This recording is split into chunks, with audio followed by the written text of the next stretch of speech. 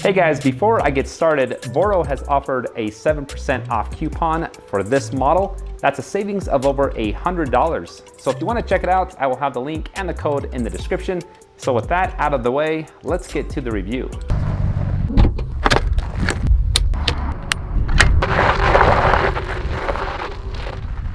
So here it is, the Emove Cruiser from Voro Motors.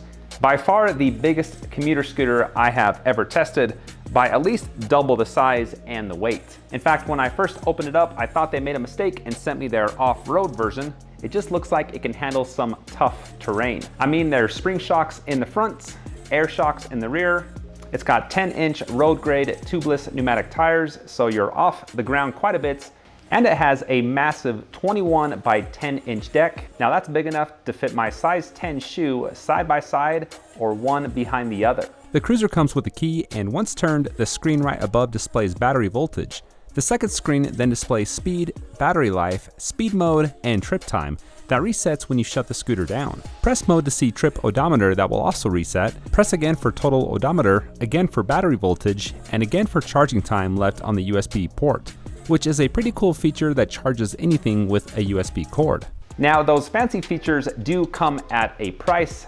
The Emove scooter costs $1,400, but they do offer a 12-month warranty and free shipping in the US. They also have one of the largest after-sale content libraries for any problem or part replacement you may have. I've actually watched a few of them already to fine-tune the scooter. And I'm glad I did, because when everything's tight, secure, and sturdy, the Emove just glides, making it one of my favorites for comfort. The dual suspension really makes this fun to ride. Instead of avoiding large sidewalk ledges and curbs, I now search for them.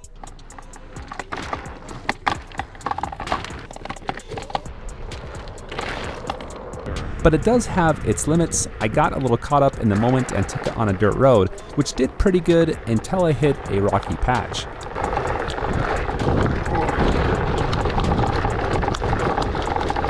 There's a reason why they call this a commuter scooter.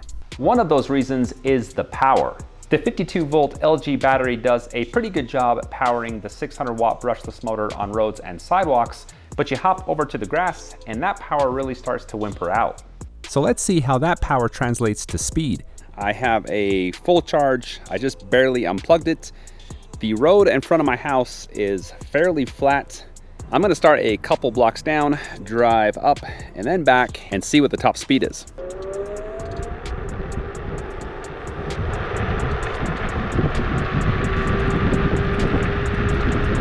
"27, 29, 30. Emove says it tops out at 25 miles per hour, even though the speedometer on a flat road will hit 30. So it does read about 5 miles faster than what you're doing. Okay, I want to do another speed test. I've waited until the battery was just about 50%. I'm right in front of my house, gonna take the same route as before and see what we get speed-wise, top speed-wise, with a 50% battery. 26, 26, 25, 26, 25, 26, 26. Okay, so I only hit 26 miles per hour. So you lose about 5 miles top speed from full battery to 50%. Now to reach 25 miles per hour, it does take a while. I'm 180 pounds and it took me about a block to hit 25. So the acceleration really isn't the best with this scooter. However, if you're a little on the hefty side, the Cruiser has a weight limit of 352 pounds and an adjustable stem with a top height of 46.5 inches from the ground. You could call this a big and tall scooter. At first, I was a big fan of the adjustable stem, but after a few rides, it became wobbly, and I had to use their multi-tool to tighten up a couple of screws. I thought this was a one-time fix, but it has been a daily fix. The Cruiser has a ton of bolts, way more than any other scooter I've tested. There's just a bunch of areas for things to come loose. It's not hard to fix, just extremely annoying. I just got back from one of my daily night rides and I noticed, or I heard a lot of rattling about halfway through and noticed the back mud flap was pretty loose. That seems to be a common trend. I have exactly 50 miles on this so far and I've had to tighten up these screws a couple times and then some here as well. I just like a really tight and sturdy stem. Okay, I'm having an issue with my rear mud flap, which is kind of bad because this is where the brake light's at. There's 4 screws holding this down, and over the course of 3 rides, 3 of them vibrated out and are gone. They don't send any extra screws. I had to rethread the holes. I bought 4 new screws and put it together. It's still a little wobbly though, but I'm gonna give it a go and see if it will stay on there. Okay, so I've gone a couple more rides, and the back flap, I actually had to tighten it again tonight. One of the screws came out again, and the other 3 I had to tighten a little bit. So just something to keep in mind, this does vibrate loose quite easily. Now, the most stunning feature with the Cruiser is the range. This has almost triple the distance that most commuter scooters have. They say it's rated up to 62 miles with a 9 to 12 hour recharge. So let's test that out. Okay, so since this range is incredibly huge, 60 miles, we came up to the mountains here. They have a 8-mile loop. I just drove through a thunderstorm and everything's working just fine. It was uphill the entire way, and I was maintaining about 23 to 24 miles per hour.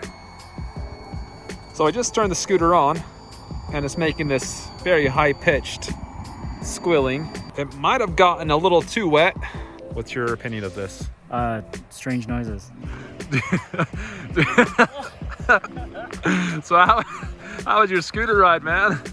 It was the most beautiful and gorgeous and wet and cold ride I've ever gone on.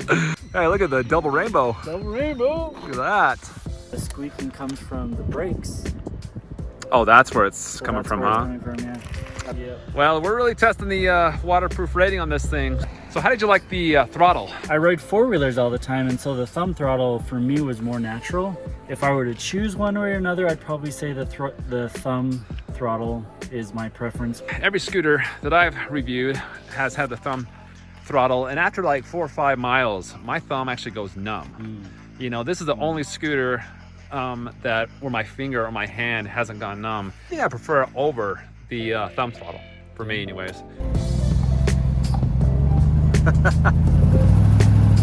Cruising down the highway, looking for an adventure. 18 miles per hour max. Yeah, I got 15 miles on my end as well.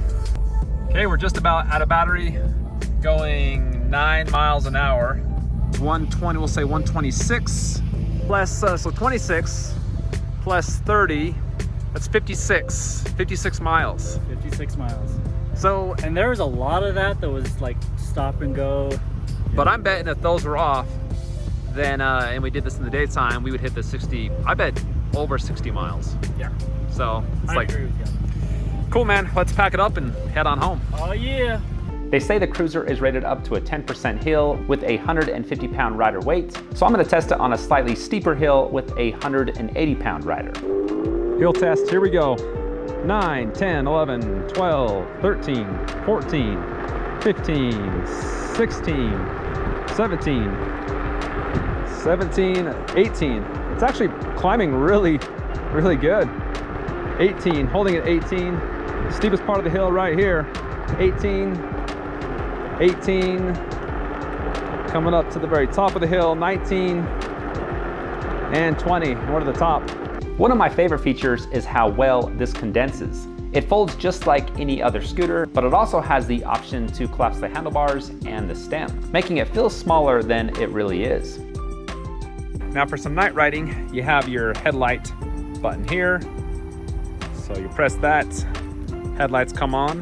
Below that, you have a turn signal, which is kind of cool. Never have driven a scooter with a turn signal.